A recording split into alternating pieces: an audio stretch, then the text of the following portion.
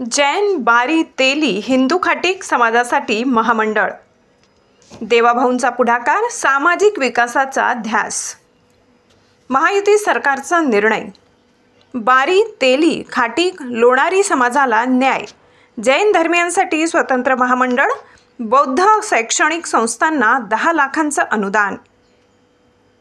राज्यातील जैन, बौद्ध, बारी, तेली, हिंदू, खाटीक, लोणारी समाजाच्या सर्वांगीण विकासाच्या उद्देशाने देवाभाऊंच्या महायुती सरकारने निर्णय घेतलाय।